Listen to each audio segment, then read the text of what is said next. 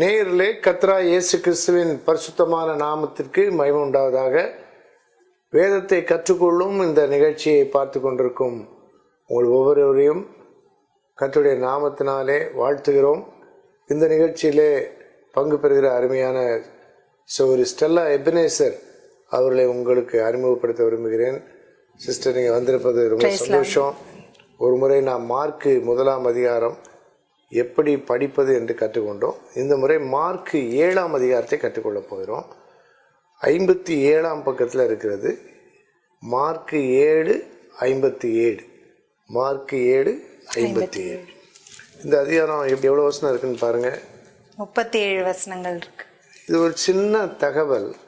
Mark 7:57ஆம் பக்கத்தில் இருக்கு. 37 வசனங்கள் இந்த அதிகாரத்தில் இருக்கின்றன. இந்த அதிகாரத்தை நம்ம வாசிக்கிறதுக்கு முன்னால் நம்ம பார்க்குறோம். எப்போதுமே சுவிசேஷத்தை படிக்கும்போது வாசிக்கும்போது அதிகாரத்தில் நம்ம பொதுவாக பயன்படுத்துகிற பைபிள் அல்லது புதிய ஏற்பாட்டில் பத்தி பிரிவுகள் காட்டப்படவில்லை. ஆனால் பத்தி பிரிவுகள் தெரிஞ்சதுன்னா அந்த சம்பவங்கள் நமக்கு தெளிவாக தெரியும். 1லேருந்து முதல் பத்தி எந்த வசனம் வரை வருதுன்னு பார்க்குறீங்க? 13ஆம் வசனம் வரைக்கும் வருது முதல் பத்தி. 2வது பத்தி 14லிருந்து 23 வரைக்கும் வருது. 3வது 24லிருந்து 30 வரைக்கும். கடைசி பத்தி 31லிருந்து 37 வரைக்கும் வருது. நேரில் இந்த 4 பத்தியோட நீங்கள் அந்த ஸ்க்ரீனில் பார்க்கலாம். நீங்கள் குறித்து கொள்ளலாம். உங்கள் பைபிள்லே அது சின்னதாக ஒரு குறியீட்டு மாதிரி 1-13 என்று அந்த மாதிரி எழுதிக்கலாம். இது நம்ம அந்த அதிகாரத்தின் உள்ளடக்கத்தை நினைவில் நிறுத்தி கொள்ள அதிகம் உதவி செய்கிறது. முதல் பத்தியை நம்ம வாசிக்க போகிறோம். இந்த அதிகாரத்தில் 2 உரையாடல்களும் 2 அற்புதங்களும் வருவதை பார்க்கணும். அந்த 2 அற்புதங்களில் ஒன்று விடுதலையின் அற்புதம், இன்னொன்று சுகமாக்கும் அற்புதம். 2 அற்புதங்கள். இப்போ 7ஆம் அதிகாரத்தில் எத்தனை பத்தினா 4 பத்தி. 2 என்னவா இருக்கு? உரையாடல். 2 நிகழ்வுகள், அற்புதங்களா இருக்கு. சுவிசேஷ புத்தகங்களை படிக்கும்போது முக்கியமாக 3ல் ஒன்றாக தான் இருக்கும். அதாவது சம்பவம், சம்பாஷணை, சத்தியம். நீங்கள் நேயர்கிட்ட சொல்கிறீங்களா? சுவிசேஷ புஸ்தகங்களை பொதுவாக நம்ம படிக்கும்போது அது 3 பிரிவுகளில் ஏதாவது ஒரு பிரிவாக இருக்கும். சம்பவம், சம்பாஷணை, அப்படி இல்லைன்னா சத்தியம். சம்பவத்துக்கு பதிலாக நிகழ்வுன்னு சொல்லலாம். அப்புறம் உரையாடல்னு சொல்லலாம். உபதேசம். இங்கிலீஷில் இன்சிடென்ட் அல்லது ஈவெண்ட். அப்புறம் கான்வர்சேஷன் அல்லது இன்டராக்ஷன். 3வது உபதேசம், டீச்சிங். 3 வார்த்தையை நம்ம பயன்படுத்தலாம். இப்போ முதல் பத்தி வாசிக்க போகிறோம். முதல் பத்தியை வாசிக்கும்போது 1லேருந்து 13 வரை. சிஸ்டர், நீங்கள் அதை வாசிக்கிறீங்களா? நேரில் சகோதரி வாசிக்கும்போது நீங்களும் கூட சேர்ந்தே வாசிங்க. எல்லாம் கவனமாக பாருங்கள். ஏதாவது ஒரு வார்த்தை உங்களுக்கு நல்லா தெளிவாக பளிச்சுன்னு படலாம். அந்த வார்த்தையை பார்த்துட்டே வாசிங்க. கர்த்தருடைய வார்த்தையை, வேத வசனத்தை வாசிக்கும்போது தேவன் நம்மோடு கூட பேசுகிறார். வாசிக்கிறதே ஆசீர்வாதம், கேட்கறது ஆசீர்வாதம், கை கூடுறது ஆசீர்வாதம் என்று வெளிப்படுத்தின விசேஷம் 1:3 நம்ம வாசிக்கிறோம். இப்பொழுது நாம் வாசிக்க கேட்போம். நான் வாசிப்பதற்கு முன்னால் கொஞ்சம் அமைதியாக ஆண்டவர்கிட்ட ஜெபம் பண்ணலாம். நான் ஒரு ஜெபத்தை ஏறெடுக்கிறேன், என் கூட சேர்ந்து கவனிங்க. அந்த ஸ்க்ரீனில் பாருங்கள், 5 வார்த்தைகளை காட்டுறாங்க. அந்த 5 வார்த்தைகளை அடிப்படையாக கொண்டு தான் அந்த ஜெபம் காணப்படுகிறது. அன்பின் தகப்பனே, நீர் கொடுத்த வேத புத்தகத்துக்காக நன்றி சொல்கிறோம். உமது வேதத்தில் உள்ள அதிசயங்களை பார்க்கும்படி எங்கள் கண்களை திறந்தரும். உமது சத்தத்தை கேட்க எங்களுடைய ஆவிக்குரிய செவிகளை திறந்தரும். உமது வசனத்தின் சத்தியத்தை விளங்கிக் கொள்ள எங்கள் மனதை திறந்தரும். ஆண்டவரே, உமது வசனத்தின்படி வாழ எங்களுக்கு கிருபை தாரும். ஆமென். எருசலேமிலிருந்து வந்த பரிசேயரும் வேத பாரகரில் சிலரும் அவரிடத்தில் கூடி வந்தார்கள். அப்பொழுது அவருடைய சீஷரில் சிலர் கழுவாத அசுத்த கைகளாலே போஜனம் பண்ணுகிறதை அவர்கள் கண்டு குற்றம் பிடித்தார்கள். ஏனெனில் பரிசேயர் முதலிய யூதர் அனைவரும் முன்னோர்களின் பாரம்பரியத்தை கைக்கொண்டு அடிக்கடி கை கழுவினால் ஒழிய சாப்பிட மாட்டார்கள். கடையிலிருந்து வரும்போதும் ஸ்நானம் பண்ணாமல் சாப்பிட மாட்டார்கள். அப்படியே செம்புகளையும் கிண்ணங்களையும் செப்பு குடங்களையும் மனைகளையும் கழுவுகிறதும் அல்லாமல் வேறு அநேக ஆசாரங்களையும் கை கொண்டு வருவார்கள். அப்பொழுது அந்த பரிசேயரும் வேதபாரகரும் அவரை நோக்கி, உம்முடைய சீஷர்கள் முன்னோர்களின் பாரம்பரியத்தை மீறி ஏன் கை கழுவாமல் சாப்பிடுகிறார்கள் என்று கேட்டார்கள்.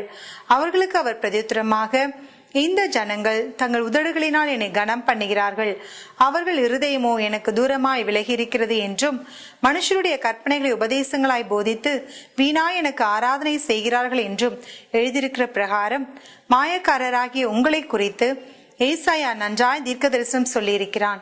நீங்கள் தேவனுடைய கட்டளையை தள்ளிவிட்டு மனுஷருடைய பாரம்பரியத்தை கை கொண்டு வருகிறவர்களாய் கிண்ணங்களையும் செம்புகளையும் கழுவுகிறீர்கள் மற்றும் இப்படிப்பட்ட அநேக சடங்குகளையும் அனுசரித்து வருகிறீர்கள் என்றார். பின்னும் அவர் அவர்களை நோக்கி, நீங்கள் உங்கள் பாரம்பரியத்தை கை கொள்ளும்படிக்கு தேவனுடைய கட்டளைகளை வியத்தமாக்கினது நன்றாயிருக்கிறது. எப்படி எனில், உன் தகப்பனையும் உன் தாயையும் கனம் பண்ணுவாயாக என்றும், தகப்பனையாவது தாயையாவது நிந்திக்கிறவன் கொல்லப்பட வேண்டும் என்றும் மோசே சொல்லி இருக்கிறாரே.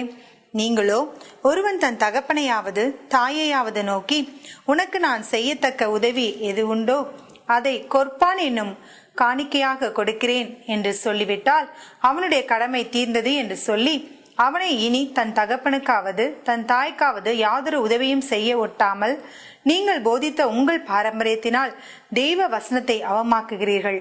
இது போலவே நீங்கள் மற்றும் அநேக காரியங்களையும் செய்கிறீர்கள் என்று சொன்னார். தேவனுடைய வார்த்தையை வாசிக்க கேட்டிருக்கிறோம். இப்பொழுது சில கேள்விகளை பயன்படுத்தி வாசித்த வேத பகுதியை எப்படி நினைவில் நிறுத்தி கொள்ளலாம், அதன் வாயிலாக தேவன் நம்மோடு என்ன பேசுகிறார் என்று எப்படி அறிந்து கொள்ளலாம் என்று பார்க்க போகிறோம். ஏறக்குறைய இந்த அதிகாரத்தில் இந்த பக்கத்திலே பாதி பக்கத்தை பார்க்குறீங்க. 7ஆம் அதிகாரம் 7 அதிகாரம் இருக்குது. இந்த ஒரு பேஜில் ஏறக்குறைய பாதிக்கும் மேலே இருக்குது. இதில் அதிகமான வசனங்கள் இயேசு பேசின வசனங்கள். எந்த வசனத்திலேருந்து ஆண்டவராக இயேசு பேச ஆரம்பிக்கிறார் பாருங்க, 6ஆவது வசனத்திலேருந்து. 6ஆவது வசனத்திலேருந்து அந்த ரைட் சைடில் ஒரு நேர்கோடு கீழே வர போட்டால் அதெல்லாம் இயேசு கிறிஸ்து பேசுறது. அடுத்த பக்கம் திருப்பி அநேகமாக அடுத்த பக்கம் கடைசி வசனத்தை தவிர எல்லாமே ஆண்டவராக இயேசு பேசுனது.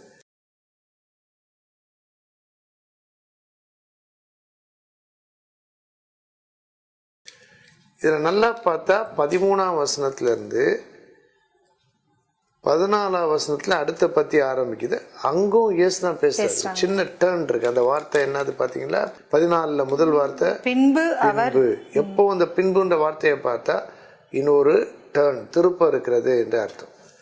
இந்த முதல் பகுதியை நம்ம கவனிக்கணும். முதல் பகுதியில் இது ஒரு உரையாடல். இந்த உரையாடல்ல இடம் பெற்றவர்கள் யாரெல்லாம்னு நினைக்கிறீங்க? முதல் வசனத்தில் என்ன எழுதியிருக்கு? பரிசேயர், வேதபாரகர். ஆமா. அந்த உரையாடல்ல மையமா உள்ள மக்கள் யாருன்னு கேட்டா 2ஆம் வசனத்துல இருக்கு, சீஷர்கள். யூதருடைய பாரம்பரியத்துல இந்த வெளிப்பிரகாரமான சடங்காச்சாரம் பாரம்பரியம் ரொம்ப முக்கியமா இன்றைக்கு வரை இருக்கிறது.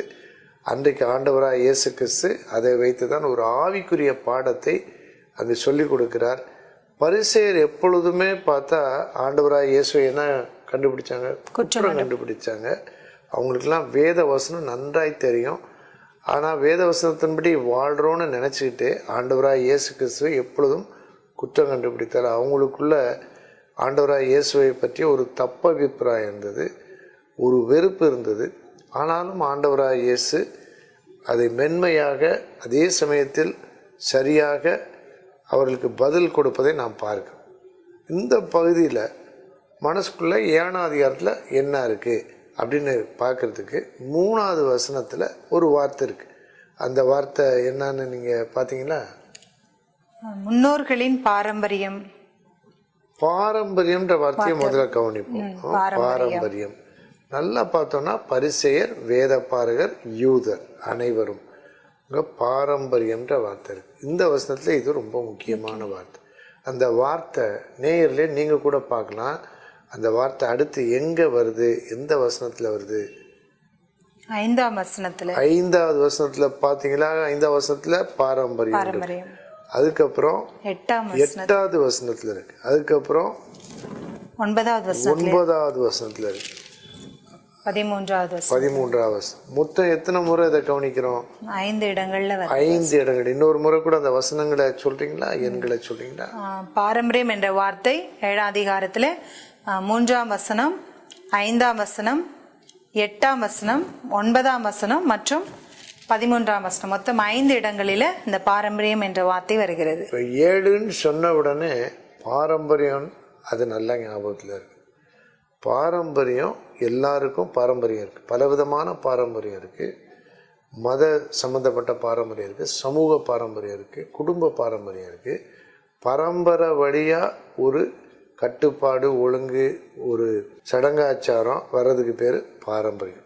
இங்கிலீஷ்ல என்ன வேர்டு யோசிக்கிறீங்க பாரம்பரியத்துக்கு? ட்ரெடிஷன். சரியான விதத்தில் அந்த வார்த்தையை பயன்படுத்தலாம். இப்போ ட்ரெடிஷ்னல் சாங்ஸ் அப்படின்னு சொல்லணும், பாரம்பரிய பாடல்கள். இந்த இடத்துல பாரம்பரியம் வந்து சரியா கையாளப்படலை. பாரம்பரியம் இருந்தது, பாரம்பரியத்தினால வெளிப்பிரகாரமான வாழ்க்கை தான் முக்கியத்துவம் கொடுத்தாங்களே தவிர உள்ளான வாழ்க்கைக்கு முக்கியத்துவம் கொடுக்கல. அதுதான் ஆண்டவர் இயேசு கிறிஸ்து சொல்லுகிறார். 3ஆம் வசனத்துல பாரம்பரியத்துக்கு முன்னால ஒரு வார்த்தை வருது, முன்னோர்களின் பாரம்பரியம். இப்படி பார்க்கலாம் நேரில், இப்படி பைபிள் பார்க்கலாம். மெதுவாக அந்த வார்த்தைக்கு சம்பந்தப்பட்ட வார்த்தை இருக்கான்னு. 8வது வசனத்துல மனுஷருடைய பாரம்பரியம், 9வது வசனத்துல உங்கள் பாரம்பரியம். பார்த்தீங்களா, ரொம்ப தெளிவா இருக்கு. முன்னோர்களின் பாரம்பரியம், மனுஷர்களின் பாரம்பரியம், உங்கள் பாரம்பரியம். நம்ம எல்லாருக்கும் பாரம்பரியம் ஓரளவிற்கு அவசியம் என்றாலும் பாரம்பரியம் நம்முடைய ஆவிக்குரிய வாழ்க்கையை மட்டுப்படுத்துகிறதாய், பாதிக்கிறதாய் இருக்கக்கூடாது. இந்த பகுதியில் நாம் படிக்கிற ஒரு பாடம். இந்த பாரம்பரியத்தில் முக்கியமாக இந்த பகுதியில் சொல்லப்படுவது கழுவி. இந்த கழுவின்ற வார்த்தை, கழுவாத என்ற வார்த்தையை பாருங்க. 2 வேற எந்த வசனத்தில் வருது? 3ஆம் வசனத்துல வருது. அப்புறம் 4 5ல் இருக்கு. அதுக்கப்புறம் 8ல் இருக்கு. இந்த 2 வார்த்தைகளை வைத்து இந்த 7ஆம் அதிகாரத்தின் முதல் சில வசனங்களை நினைவுக்குள்ள நம்ம கொண்டு வரோம். வேதத்தை வாசிப்பதே ஒரு பாரம்பரியமாகி போச்சு. ஆனால் வேதத்தை வாசிக்கிறது ஏன் வாசிக்கணும்னா நினைவில் நாம் நிறுத்தி கொள்ளணும். ஏன் நினைவில் நிறுத்தி கொள்ளணும்னா வேதத்தின்படி நாம் வாழணும். இங்க பார்க்குறோம், இவங்க பரிசேயர் வேதப்பாரர்லாம் அவங்க வேத வசனத்தை அறிந்தவங்க, பழைய ஏற்பாட்டு காலத்தின் வேதத்தை அறிந்தவங்க. அதன்படி தான் நடக்கிறோன்னு ரொம்ப நினைத்து கொண்டிருந்தாங்க. ஆனால் அதன்படி நடக்கலை, அதனுடைய கருத்தின்படி அவங்க நடக்கலை. வெளி சடங்குகளுக்கு தான் அதிக முக்கியத்துவம் கொடுத்தாங்க. இந்த கழுவுறதுன்ற வார்த்தையை பார்க்குறோம். இந்த பாரம்பரியம் மாதிரி ஒரு வார்த்தை 4வது வசனத்தில் 5வது வரியில் இருக்கு. அந்த வார்த்தை என்னன்னு? ஆசாரங்கள் அப்படின்ட்டு. 8வது வசனத்துல கடைசி வரியில பாக்குறீங்களா நேயர்களே? சடங்குகள். பாத்தீங்கன்னா இப்ப பைபிள ரொம்ப க்ளோஸா, இப்ப ஜூமிங் இன் சொல்றோம்ல, மாதிரி ரொம்ப ரொம்ப தெளிவா பார்க்கணும். 7ஆம் அதிகாரத்தை இவ்வளவு நேரம் முதல் பகுதியை மட்டும் தியானிக்கிறோம். ஒரு அணுகுமுறை வேதத்தை வாசிக்கிட்டே போறது, ஏதாவது பிரியமா இருந்தா கோடு போட்டு போய். இது வந்து ஒவ்வொருத்தரும், ஒவ்வொரு கிறிஸ்தவர், ஒவ்வொரு விசுவாசியும் இப்படி வேதத்தை வாசிக்கிறது தான் ஆண்டவர் விரும்புகிறார். இப்படி தான் நம்ம வேதத்தை கற்றுக்கொள்ளணும். வேதத்தை மனப்பாடமாக சொல்கிறது ஒரு பக்கம் நல்லது, ஆனால் இதை ரிஃப்ளெக்ஷனுக்கு, நம்முடைய வாழ்க்கையை பிரதிபலிக்கிறதுக்கு வேதத்தை பயன்படுத்தும். இந்த பகுதியில் இந்த உண்மையை கற்றுக்கொண்டிருக்கோம். பாரம்பரியத்தினாலையும் முக்கியமானதை இழந்துடலாம், பாரம்பரியத்தை செய்து கொண்டு பரிசுத்தத்தை இழந்துடலாம் அப்படின்றதான் இந்த பகுதியினுடைய கருத்து. இதான் அந்த 6வது வசனத்துல சொல்றாருல பாஸ்டர், இந்த ஜனங்கள் தங்கள் உதடுகளினால் என்னை கனம் பண்ணுகிறார்கள், அவர்கள் இருதயமோ எனக்கு தூரமாய் விலகி இருக்கிறது. இந்த அதிகாரத்தின் முதல் பாதியில ரொம்ப முக்கியமா வலியுறுத்தப்படுகிறது வெளிப்பிரகாரமான வாழ்க்கையா உள்ளான வாழ்க்கை. 7 உள்ளே அப்படின்னு யோசிச்சுக்கலாம். 7 உள்ளே, உள்ளான இருதயம், உள்ளான வாழ்க்கை தான் ரொம்ப ரொம்ப முக்கியம். 8வது வசனத்துல நீங்க ஏதாவது கவனிக்கிறீங்களா? 8வது வசனத்துல தேவனுடைய கட்டளையை தள்ளிவிட்டு மனுஷருடைய பாரம்பரியத்தை கை கொண்டு வருகிறவர்கள். அவங்க எல்லாரும் என்ன யோசித்தாங்க? பாரம்பரியத்தை கடைபிடிக்கிறதே தேவனுடைய வார்த்தை கீழ்ப்படுகிறதா யோசித்தாங்க. ஆனா இங்கே எப்படி போட்டிருக்கு, எழுதியிருக்கு, நீங்கள் தேவனுடைய கட்டளையே தள்ளிவிட்டு மனுஷனுடைய பாரம்பரியத்தை கை கொண்டு கொண்டு வருகிறீர்கள். 9ஆம் வசனத்துல பாருங்க, அதை வாசிக்கிறீங்களா? பின்னும் அவர் அவர்களை நோக்கி, நீங்கள் உங்கள் பாரம்பரியத்தை கை கொள்ளும்படிக்கு தேவனுடைய கட்டளைகளை வியத்தமாக்கிறது நன்றாயிருக்கிறது. நேயர்களே, நம்ம வாசிக்க கேட்ட அந்த வசனத்தை நீங்க கவனிச்சிங்களா? தேவனுடைய கட்டளையை தள்ளி விட்டுன்னு 8ஆம் வசனம் சொல்லுது. 9ஆம் வசனத்தை என்ன எழுதியிருக்கு? தேவனுடைய கட்டளைகளை வியத்தமாக்கினது, அதாவது வீணாக்கினது அல்லது அவமதித்தது, அந்த மாதிரி எழுதியிருக்கு. இது பாருங்க, இன்னும் கொஞ்சம் ஸ்ட்ராங்கா இருக்கு. நன்றாய் இருக்கிறது என்ன மீனிங்ல சொல்றாங்க? ஆமா, நன்றாய் இருக்கிறது. நன்றாய் இருக்குதுன்னா நல்லது அப்படின்னு ரெக்கமெண்ட் பண்ற சென்ஸ்ல சொல்லல, அத உள்ளத்துல உணர்த்துறது. நல்லா இருக்க நீ செய்யறது அப்படின்னு சொல்லலாம், அந்த மாதிரி. அதே மாதிரி பாருங்க, கொஞ்சம் முன்னால 7ஆவது வசனத்துல நன்றாய் சொல்லி இருக்கிறார். நன்றாய் தீர்க்க தரிசனம் சொல்லி இருக்கிறார். பாருங்க, இப்படிதான் அந்த வேர்ட் லிங்க் பார்க்கணும். அங்க நன்றாய், இங்க நன்றாய் இருக்கு. ஜஸ்ட் குறிப்பா காட்டுறதுக்கு 7ஆம் அதிகாரத்தின் கடைசி வசனம் நம்ம கேட்டோம், 37. எல்லாவற்றையும் நன்றாய் செய்ய வந்து ரொம்ப வித்தியாசமா இருக்கு. ஒரே வேர்டு தான். இந்த அதிகாரத்துல இந்த வார்த்தைகள் ரொம்ப ரொம்ப முக்கியம். 3 வார்த்தைகள், ஆனா வித்தியாசமான அர்த்தத்துல. ஆமா, இன்னொரு இடத்துல பார்க்கணும்னா 35ஆம் வசனத்துல நன்றாய் மாறி செவ்வையாய் பேசினார். இப்ப இந்த அதிகாரத்துல ஞாபகம் வச்சுக்கலாம். 7ஆம் அதிகாரத்துல என்னது? முதல் பகுதியில பாரம்பரியம். 4 வெவ்வேறு இடத்துல வர்ற வார்த்தைகள் நன்றா இருக்கு என்று தீர்க்கதரிசி சொன்னான். நல்லா இருக்கே. அப்புறம் அவன் செவ்வையாய் நன்றாய் பேசினான். கடைசியில முடிவு ரொம்ப கிராண்டா இருக்கு. இயேசு கிறிஸ்து எல்லாவற்றையும் நன்றாய் செய்தார். இப்ப இந்த அதிகாரம் வந்து நம்முடைய உள்ளத்துக்குள்ள கொண்டு வரும். வசனங்கள், வார்த்தைகளை ரொம்ப கருத்தா கவனிக்கிறோம். இந்த பகுதியில் இப்போ இது ஒரு முக்கியமான பாடம்.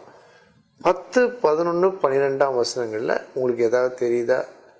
நேரில் நீங்களும் பாருங்க. 10, 11 அந்த வசனங்களை மட்டும் காட்டுறாங்க பாருங்க. அதில் உங்களுக்கு ஏதாவது பார்க்க முடியுதா? காமனாக அந்த 3 வசனங்களையும் ஏதோ ஒன்று திருப்பி திருப்பி வருது. தகப்பனையும் தாயையும் கனம் பண்ணுவாயாக. 3 வசனங்கள்லையும் 10, 11, 12லையும் 10, 11, 12 ஒவ்வொரு வசனத்திலையும் தகப்பனையும் தாயும். பழைய ஏற்பாட்டில் இந்த தகப்பனையும் தாயும் எங்கேயாவது கேள்விப்பட்ட மாதிரி உங்களுக்கு ஞாபகம் இருக்கா? ஆண்டவர் மோசேக்கு கொடுத்த அந்த 10 கற்பனைகள்ல ஒரு கற்பனை இல்லைங்களா? 10 கட்டளைகள்ல 5வது கட்டளை தகப்பனையும் தாயையும் கனம் பண்ணும். 40 நாட்கள் நீடித்து ஆண்டவராக இயேசு கிறிஸ்து இங்க நினைவு கூறுகிறார். அங்க அந்த அவரே சொல்றாரு. இப்ப 7ஆவது அதிகாரத்துல எத்தனாவது வசனத்துல? 10வது வசனத்துல 10 கட்டளைகள்ல நீங்க என்ன எழுதிக்கலாம்னா 5/10 எழுதிக்கலாம். அதான் என்ன அர்த்தம்னா 10 கட்டளைகள்ல 5வது கட்டளை இங்க ஆண்டவராக இயேசு நினைவுபடுத்துறாரு. இந்த இடத்துல இவங்க கட்டளையை கொடுத்துருக்காருன்னா கட்டளைக்கு ஒரு விதி விலக்கு மோசே கொடுத்திருந்தார். அது எல்லாருக்கும் பொதுவானதல்ல. ஒரு குறிப்பிட்ட சூழ்நிலையில அதைத்தான் அந்த குர்பான்னா ஒரு பலி. குர்பானா பலின்ற அர்த்தம் தான். அப்படி ஒரு காணிக்கையை செலுத்திட்டா அவங்களுக்கு அவங்க கடமை தீர்ந்தது. ஆனால் இந்த விதி விலக்க அவங்க தங்களுக்கு சாதகமாக பயன்படுத்தினாங்க. இங்கே பாருங்க 13ஆம் வசனத்தை வாசிங்க. நீங்கள் போதித்த உங்கள் பாரம்பரியத்தினால் தெய்வ வசனத்தை அவமாக்குகிறீர்கள். இந்த 3 வார்த்தைகள் தள்ளிவிட்டு வியர்த்தமாக்கி அவமாக்கு.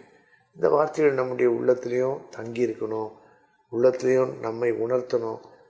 பலி செலுத்திட்டா அதுக்கப்புறமா தாய் தகப்பனை பாத்துக்க வேண்டாம், ஒரு ஃபைனை கட்டிட்டா என்ன பண்ணிக்கலாம், அந்த மாதிரி இவங்க செய்தாங்க. தவறான அர்த்தம் கொள்றது. இது போலவே நீங்கள் மற்றும் அநேக காரியங்களையும் செய்கிறீர்கள் என்று சொன்னார். இந்த 13 வசனங்கள்ல நம்ம நினைவுபடுத்தக்கூடிய காரியங்கள் கேள்வி பதிலா பார்ப்போம். இந்த முதல் பகுதி, முதல் பத்தியின் முக்கிய வார்த்தை பாரம்பரியத்தை. என்னெல்லாம் பாரம்பரியம்? முன்னோர்களின் பாரம்பரியம், மனுஷரின் பாரம்பரியம், உங்கள் பாரம்பரியம். இந்த பாரம்பரியத்தினால தேவனுடைய கட்டளை என்ன பண்ணலாம்? கட்டளை விடலாம், வியர்த்தமாக்கலாம், அவமாக்கலாம். இந்த வார்த்தைகளை எழுதி வைத்துக் கொள்ளலாம், மனப்பாடம் பண்ணி கொள்ளலாம். போகும்போது வரும்போதும் அதை யோசித்து கொண்டே இருக்கலாம். நான் தேவனுடைய கட்டளையை வியர்த்தமாக்குறேன். நான் வியர்த்தம்னா வீணாக்குறது, அதை ஒரு பொருட்டாக எண்ணாமல் இருக்கிறது, அவமதிக்கிறது. இது ஒரு எச்சரிப்பின் பகுதியாக இருக்குது. இதில் 2 பழைய ஏற்பாட்டு பரிசுத்தவானுடைய பெயர் வருது. 7ஆம் வசனத்துல யாருடைய பேர் வருது? ஏசாயா. அப்புறம் 10ஆம் வசனத்துல யாருடைய பேர் வருது? மோசே. இப்படி இந்த அதிகாரத்தினுடைய கண்டென்ட் உள்ள சொல்லப்பட்டிருக்கிற கருத்துக்கள், தகவல்களை மனசுல நம்ம எடுத்துக்கலாம். இந்த விதத்துல வேதத்தை வாசித்தோம்னா வேதத்தை விளங்கி வாசிக்கலாம். எப்பொழுது வேண்டுமானாலும் உள்ளத்திலிருந்து அதை எடுத்து சரியான வாழ்க்கை வாழ்வதற்கு பயன்படுத்தலாம். இப்போ 2வது பத்தி படிக்க போகிறோம். 2வது பத்தி அதுவும் ஒரு உரையாடல் தான். அந்த பத்தியை நான் வாசிக்கிறேன், நல்லா கவனமாக கேளுங்க நேயர்களே. இது ஒரு முக்கியமான பகுதி. இந்த அதிகாரத்திலே நாம் சொன்னோம், 7வது அதிகாரத்தில் 4 பத்திகள் இருக்குன்னு சொன்னோம். 4 பத்திகளில் 2 என்னவா இருக்கிறது? உரையாடல். 2 நிகழ்வு. 2 உரையாடல். முதல் உரையாடலுக்கு மைய வார்த்தை பாரம்பரியம்.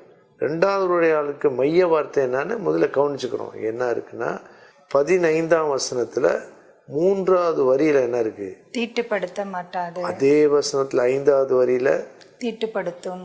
அதே பகுதியில 18ஆம் வசனத்துல தீட்டுப்படுத்த மாட்டாது என்று, 20வது வசனத்துல தீட்டுப்படுத்தும், 23வது வசனத்துல தீட்டுப்படுத்தும். இப்ப பாருங்க, இந்த பகுதியை மனசுக்குள்ள கொண்டு வரதுக்கு ஒரு வார்த்தை போதுமானது. தீட்டுப்படுத்துறதுன்னா அசுத்தப்படுத்துவது, கரைப்படுத்துவது, நல்லதை கெடுக்கிறது, அதான் தீட்டுப்படுத்துறது. இந்த 2 கருத்துக்களும் நம்ம மனசுக்குள்ள ரொம்ப அதிகமாக தங்கி இருக்கணும். 7 உள்ளே அப்படின்னு சொன்னோம். 6வது வசனத்துல அவர்கள் இருதயமோ எனக்கு தூரமாய் விலகி இருக்கிறது. அது உள்ளான நம்முடைய ஆவிக்குரிய மனிதனை காட்டுது. இருதயமோ தூரமாய் விலகி இருக்கிறது. அடுத்த பக்கத்துல பாருங்க, அடுத்த பக்கத்துல 21ஆம் வசனத்துல இருதயம்ன்ற வார்த்தை வருதா? மனுஷனுடைய இருதயத்துக்குள்ளிருந்து. 15வது வசனத்துல இருதயம் மாதிரி இன்னொரு வார்த்தையை கவனிக்கிறீங்களா? உள்ளம். அது இருதயம் தான். இப்ப எங்கெல்லாம் இருதயம்ன்ற வார்த்தை வருதோ 19ல கூட பாருங்க அவன் இருதயத்தில், 23ல பாருங்க உள்ளத்திலிருந்து. சொல்ல போனா 20வது வசனத்தை விட மனுஷனுக்கு உள்ளே அப்படின்னு ஏறக்குறைய 5-6 இடங்கள்ல இந்த மாதிரி இருதயத்தை பற்றி சொல்லப்பட்டிருக்கு. இப்போ பைபிள் படிக்கும்போது குறிக்கிறது, குறியீடு, அதாவது சிம்பிள்ஸ், ஹார்ட்டின் சிம்பிள் கேள்விப்படும். ஹார்ட் மாதிரி இருதயத்தை போடும். அந்த இருதயம் பொதுவாக லவ் ஹார்ட்னு சொல்லுவாங்க. ஆனால் அது உலக பிரகாரமான சிந்தனை. நம்ம என்ன யோசிக்கணும்? The heart that loves God, heart that loves God. ஆனால் இங்கே குறிப்பிட்ட இருதயத்திலேருந்து பொல்லாப்பானது வரும். இது அன்கன்வெர்டட் ஹார்ட், குணப்படாத இருதயம். இதுதான் ஆண்டவர் கடிந்து கொள்றாரு, உணர்த்துறாரு. இப்போ இந்த 14வது வசனத்திலிருந்து நம்ம படிக்க போறோம். இயேசு சொல்றார், பின்பு அவர் ஜனங்கள் எல்லாரையும் வரவழைத்து அவர்களை நோக்கி, நீங்கள் எல்லாரும் எனக்கு செவி கொடுத்து உணருங்கள். மனுஷனுக்கு புறம்பே இருந்து அவனுக்குள்ளே போகிறதொன்றும் அவனை தீட்டுப்படுத்த மாட்டாது. அவன் உள்ளத்திலிருந்து புறப்படுகிறவைகளே அவனை தீட்டுப்படுத்தும். கேட்கிறதுக்கு ஒருவன் காதுள்ளவனாய் இருந்தால் கேட்க கடவன் என்றார். அவர் ஜனங்களை விட்டு வீட்டுக்குள் பிரவேசித்த போது அவருடைய சீஷர்கள் அவர் சொன்ன உவமையை குறித்து அவரிடத்தில் விசாரித்தார்கள். அதற்கு அவர், நீங்களும் இவ்வளவு உணர்வில்லாதவர்களா? புறம்பே இருந்து மனுஷனுக்குள்ளே போகிறது ஒன்றும் அவனை தீட்டுப்படுத்த மாட்டாதென்று நீங்கள் அறிந்து கொள்ளவில்லையா? அது அவன் இருதயத்தில் போகாமல் வயிற்றிலே போகிறது. அதிலிருந்து எல்லா போஜனங்களின் அசுத்தங்களையும் வலிக்கிற ஆசன வழியாய் நீங்கி போகும். மனுஷனுக்குள்ளே இருந்து புறப்படுகிறது மனுஷனை தீட்டுப்படுத்தும். எப்படி எனில், மனுஷருடைய இருதயத்துக்குள்ளிருந்து பொல்லாத சிந்தனைகளும் விபசாரங்களும் வேசித்தனங்களும் கொலை பாதகங்களும் களவுகளும் பொருளாசைகளும் துஷ்டத்தனங்களும் கபடும் காம விகாரமும் வன்கண்ணும் தூஷணமும் பெருமையும் மதிகேடும் புறப்பட்டு வரும். பொல்லாங்கானவைகளாகிய இவைகள் எல்லாம் உள்ளத்திலிருந்து புறப்பட்டு மனுஷனை தீட்டுப்படுத்தும் என்றார். இந்த பகுதியில் ஒரு நீண்ட பகுதி ஆண்டவராய் இயேசு சொன்ன வார்த்தைகள். இந்த வார்த்தைகளை நம்ம இந்த மாதிரி ஒரு தடவை வாசித்தோம், ஒரு 1.5 நிமிஷம் போல ஆயிருக்கும். இதை ஒரு 4-5 தடவை என்ன பண்ணலாம், வாசிக்கலாம். நம்ம அதிகாரம் வாசிட்டே போகிறது ஒரு அணுகுமுறை. ஒரே பகுதியை பலமுறை வாசிக்கிறது ரொம்ப சிறந்த அணுகுமுறை. இந்த வசனம் 14வது வசனம், அவர் ஆண்டவராக இயேசு சொன்ன ஒரு வாக்கியம் இருக்கு, நீங்கள் எல்லாரும் எனக்கு செவி கொடுத்து உணருங்கள். நீங்கள் என்ன நினைக்கிறீங்க? இப்போ இந்த வாக்கியத்தை கேட்ட உடனே அல்லது வாசித்த உடனே புரிகிற மாதிரி இருக்கா, கொஞ்சம் புரிய கஷ்டப்படுற மாதிரி இருக்கு? செவி கொடுக்குறீங்க ஆனா உணர மாட்டேங்கிறீங்க. அதனால ஆண்டவர் வந்து செவி கொடுத்து உணருங்கள். ஒரு வாக்கியத்தை கேட்போம், இப்போ எப்படி இருக்குன்னு சொல்லுங்க. நீங்கள் எல்லாரும் நான் சொல்லுவதை கவனமாய் கேட்டு விளங்கி கொள்ளும் வரைக்கும் யோசித்து பார்த்து அதை புரிந்து கொள்ளுங்கள். இப்படி தான் அந்த சென்டென்ஸ் மீனிங். இப்படி தான் நம்ம யோசிக்கணும். இதுதான் அதனுடைய பொருள். செவி கொடுத்துன்னா கவனமாய் கேட்டு யோசிக்கிறதுக்கு பேர் இங்கிலீஷில் லிசன். லிசன்னா ரொம்ப டீப்பாக கவனமாக பொறுமையாக தெளிவாக நமக்கு புரிகிற வரைக்கும் கேட்டுக்கிட்டே இருக்கிறதுக்கு பேர் தான் செவி கொடுத்து. அங்கே தான் முக்கியமான செய்தியை ஆண்டவராக இயேசு சொல்கிறார். 15ஆம் வசனத்தில் உள்ளத்திலிருந்து புறப்படுகிறவர்களே அவனை தீட்டுப்படுத்தும். 20ஆம் வசனம் பாருங்க, அதே மாதிரி இருக்கு. மனுஷனுக்குள்ளே இருந்து புறப்படுகிறதே மனுஷனை தீட்டுப்படுத்தும். 15 பக்கத்தில் 20 எழுதிக்கலாம், 20 பக்கத்தில் 15 எழுதிக்கலாம். பைபிள் படிக்கும்போது இப்படி தான் நம்ம குறிக்கலாம். உங்களுக்கு நல்ல ஆர்வம் இருந்தால் மற்றவங்களுக்கு இப்படி சொல்லி கொடுக்கலாம். வேத போதனைக்கும் வேத பயிற்சிக்கும் ஏதாவது வித்தியாசம். இப்போ நம்ம பார்க்குறது வேதத்தை கற்றுக்கொள்ள கொடுக்கும் பயிற்சி. அதனால தான் அந்த நிகழ்ச்சிக்கு டேட் டைம்னு சொல்கிறோம். டேட் டைம்னா டீச்சிங் அண்ட் ட்ரைனிங் டைம். போதனையும் பயிற்சி. போதனை வந்து நம்ம கேட்கறது மட்டும்தான், ஆனால் பயிற்சி செய்ய வைத்து நாம் கற்றுக் கொடுப்பது. 21, 22 2 வசனங்கள்லையும் ஒரு லிஸ்ட் பார்க்கணும். எத்தனை இருக்குன்னு பார்த்தீங்களா? 13. நேயர்களே, அந்த வசனங்களுக்கு அருகே இடதுகை பக்கத்தில் ஸ்க்ரீனில் பாருங்கள், 13 எண் காட்டப்படுகிறது. நீங்களும் உங்கள் பைபிளே எழுதிக்கலாம். இது மாதிரி லிஸ்ட்டு வர்ற இடங்கள்லாம் கவனமாக பார்க்கணும், யோசித்து பார்க்கலாம். இதெல்லாம் அக்கிரமக்காரர் துன்மார்க்கர் உள்ளத்தில் காணப்படுறதுன்னு நம்ம பொதுவாக நினைக்கிறோம். ஆனால் ஆண்டவராக இயேசு என்ன சொல்கிறாருன்னா, மனுஷருடைய இருதயத்துக்குள்ளிருந்து. இது ரொம்ப ஜாக்கிரதையாக கவனிக்க வேண்டிய ஒரு பகுதி. கலாத்தியர் 5ஆம் அதிகாரத்தில் எந்த வசனத்தில் அப்படி ஒரு லிஸ்ட்டு நம்ம பார்க்குறோன்னு கேட்டிங்கன்னா 19, 20, 21. 5, 19, 20, 21. மார்க்கில் 7, 20, 21, 22. ரெண்டு அந்த நம்பர்ஸ் ஏறக்குறைய ரொம்ப ரிலேட்டட் நம்பர்ஸ் மாதிரி இருக்குது. ஒரே நம்பராக தான் இருக்குது. அங்கே 262ஆம் பக்கத்தில் இருக்குது. இந்த லிஸ்ட்டும் ரொம்ப முக்கியம். இதில் 2 லிஸ்ட்லேயும் காமனாக ரிப்பீட் ஆகிறது இருக்குது. ஒரு லிஸ்ட்டில் உள்ளது இல்லாமல் இன்னொரு லிஸ்ட்டில் இருக்கிற மாதிரி இருக்குது. இந்த மாதிரி பகுதிகளை நம்ம வாசிக்கும்போது நம்முடைய இருதயத்தை பரிசோதனை பண்ணுறதுக்கு அது உதவி செய்யுது. பரிசோதனை பண்ணி ஆண்டவர்கிட்ட நம்முடைய பாவங்களுக்காக மனவருந்தி ஜெபிக்கும்போது ஆண்டவர் நம்மை குணமாக்குகிறார், நம்மை சீர் செய்கிறார். நம்முடைய பொல்லாங்கான சீர்கேட்டை அவர் குணமாக்குகிற தேவன். நம்முடைய ஜெபங்களுக்கு பதிலளிக்கும் தேவன் மட்டும் இல்லை, நம்மை பரிசுத்தப்படுத்துகிற தேவன். 23ஆவது வசனத்தை வாசிக்கிறீங்களா? 23. பொல்லாங்கானவைகளாகிய இவைகள் எல்லாம் உள்ளத்திலிருந்து புறப்பட்டு மனுஷனை தீட்டுப்படுத்தும் என்றார். பொல்லாங்கானவைகளாகிய இவைகள் எல்லாம் உள்ளத்திலிருந்து புறப்பட்டு மனுஷனை தீட்டுப்படுத்தும். நல்லா பார்த்தோம்னா 15, 20, 23 பார்க்க தான் அப்படி தெரியுது. 15, 20, 23 இந்த 3 வசனத்தையும் குரூப்பாக காமிக்கிறாங்க பாருங்கள். ஸ்க்ரீனில் கொஞ்சம் நேரம் அப்படியே பார்த்துட்டே இருங்க, ரொம்ப முக்கியம்.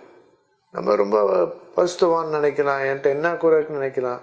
ஆனால் தேவனுடைய வெளிச்சத்தில், தேவனுடைய வார்த்தையின் வெளிச்சத்தில் நம்ம பார்க்கும்போது பாவத்தை உணர்த்தும் பரிசுத்த ஆவியானவர் நம்முடைய உள்ளத்தையும் உணர்த்தி காட்டுவார். இதெல்லாம் உன்கிட்ட இருக்குது, நாம் குறைந்து போகல, குன்றி போகல, நாம் திருந்துவதற்காக தேவன் நமக்கு உதவி செய்கிறார்.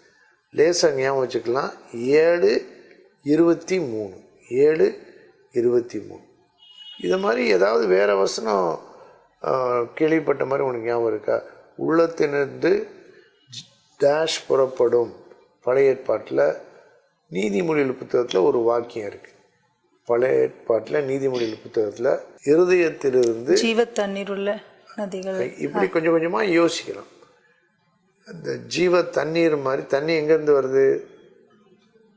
தண்ணி ஒரு ஆறு எங்கே ஆரம்பிக்குது? மலையில். என்ன வருது அந்த ஆறு ஆரம்பிக்கிற இடம்? ஊற்று. கரெக்ட். இப்படிதான் யோசிக்கணும். இதுக்கு பேர் தான் தியானம். உங்களுக்கு தெரிஞ்ச வசனம் தான், எல்லா காவலோடும் இருதயத்தை காத்துக்கொள்ள அதனிடத்தில் நின்று ஜீவ ஊற்று புறப்படும். பாருங்க, 2 வசனத்தையும் கம்பேர் பண்ணலாம். நீதிமொழிகள் 4:23 மார்க் 7:23 ஒப்பிடலாம். இதை வச்சு யோசிக்கலாம். ஆண்டவராய் இயேசு சொன்னார் உள்ளத்திலிருந்து இதெல்லாம் வரும். ஆனால் பழைய ஏற்பாட்டில் ஒரு எச்சரிப்பான கட்டளை கொடுக்கப்பட்டிருக்கு. அதே சமயத்தில் ஆசீர்வாதமான வாக்குத்தத்தம் கொடுக்கப்பட்டிருக்கு. இதை நம்ம கவனிக்கணும். எல்லா காவலோடும் உன் இருதயத்தை காத்துக்கொள், அதனிடத்தில் நின்று ஜீவ ஊற்று புறப்படும். இந்த 2 வசனங்களை வைத்து அப்ளிகேஷன்னு நம்ம கேட்டிருக்கோம். அப்ளிகேஷனாக வேத வசனத்தை எப்படி நமக்கு சொந்தமாக மாற்றுறது, எப்படி நம்ம வாழ்க்கையில் கடைப்பிடிக்கிறது. இதை 2 வசனத்தை வைத்து நீங்கள் ஏதாவது ஒரு ஜெபமாக வாக்கியம் அமைக்க முடியுமா? இந்த 2 வசனத்தை வைத்து நேரில் நீங்கள் கூட கொஞ்சம் யோசிங்க. அந்த 2 வசனத்தை பார்க்குறீங்க, அதை பார்த்துட்டே நாங்கள் சொல்கிறத கேளுங்க, கேட்டு யோசிங்க. எப்படி ஜெபமாக மாற்றுறது கொஞ்சம் யோசிங்க. அதுக்கப்புறம் உங்களுக்கு அதை கற்றுத்தரலாம். ஆண்டவரே, அந்த என்னுடைய இருதயத்தில் இப்படிப்பட்ட தீட்டான காரியங்கள் தோன்றாதபடி ஒவ்வொரு நாளும் எல்லா காவலோடும் அந்த இருதயத்தை காத்துக்கொள்ள எனக்கு கிருபை கொடுங்க. அப்படிதான் கொஞ்சம் கொஞ்சமாக அந்த வாக்கியங்களில் தேவனுடைய வார்த்தையை என்ன பண்ணுறோம், கொண்டு வரும். இப்படி ஜெபம் பண்ணலாம். ஆண்டவரே, என்னுடைய இருதயம் பொல்லாதது, நான் இயேசுவின் இரத்தத்தால் கழுவப்பட்டிருந்தாலும் எனக்குள்ளே இருக்க மாம்ச சிந்தையை குறித்து நான் வெட்கமடைகிறேன். என்னுடைய பொல்லாத இருதயத்தை நீர் குணமாக்கும். என்னுடைய இருதயத்தை எல்லா காவலோடும் காத்துக்கொள்ள எனக்கு உதவி. எப்படி எல்லா காவலோடும் காத்துக்கிறது? ரொம்ப கவனமாக இருக்கிறது. அது ஒரு காவல். ஒரு சின்ன எண்ணம், ஒரு விருப்பம் இல்லாத ஒரு எண்ணம், அது கொஞ்சம் இடம் கொடுத்தா அது எப்படி மாறுது? வெறுப்பாக மாறுது. அந்த வெறுப்புக்கு இன்னும் கொஞ்சம் இடம் கொடுத்தா பகையாக மாறுது.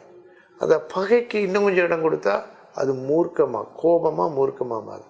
அந்த முதல்லையே விருப்பம் இல்லாமல் இருக்கும்போதே அதை சரியாக எனக்கு விருப்பம் இல்லை, ஆனால் இதை பற்றி நான் வெறுப்பாக யோசிக்க வேண்டியதில்லை.